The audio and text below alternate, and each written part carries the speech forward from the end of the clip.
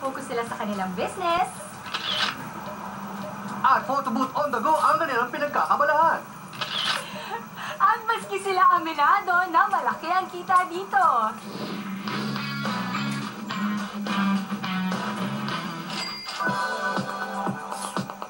Dati nagtatrabaho ang magkapatid na Grace at Jillian. Na magkaroon ng sari-sariling pamilya, nag-resign sila sa work. Nag full-time housewives habang kinakarir ang pagiging wedding organizers nila. Kasosyo ang kanilang asawa. Yung sa pagiging event coordinator namin, ang dami naming na-upgrade at kailangan pala ng gano'n. Siyempre, natututo kami sa mga nakikita naming events. Nag-start kami sa internet, pagpapublish ng ads namin na for photo booth requirements at saka photo booth manufacturer.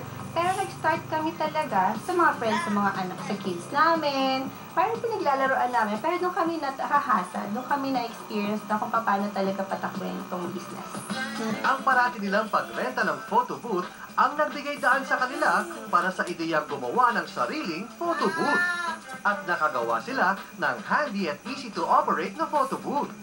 So, inaral naman namin, kaming apat, pati yung husbands namin, bakit kailangan maging mahal ang photo booth.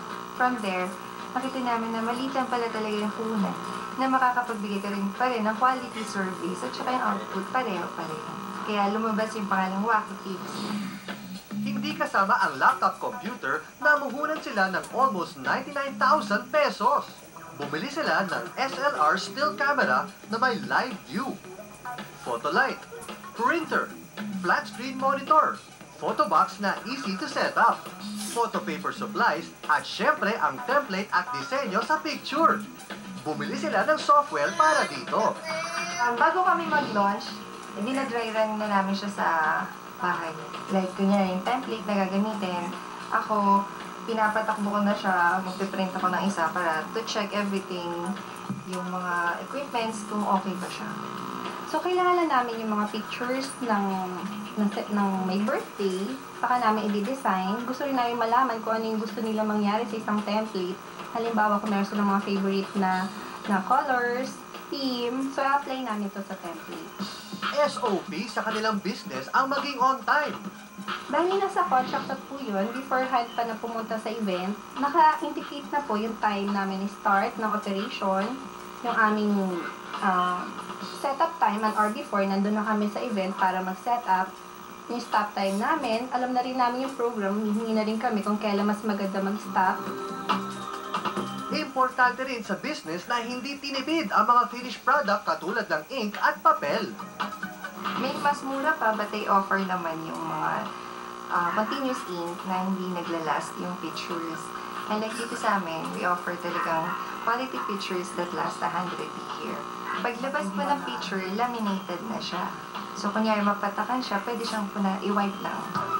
Mula sa pagiging events organizers to photo booth manufacturer, smiley sila magkakapatid sa bawat maitayo nilang business.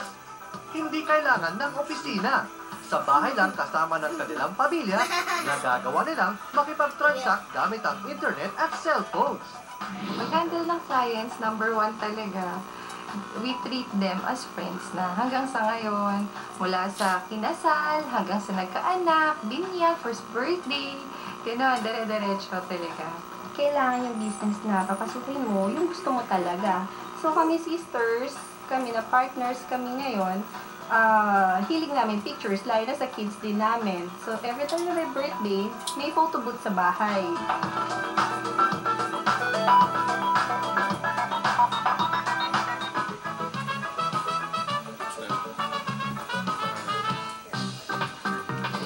Welcome to the world of wellness.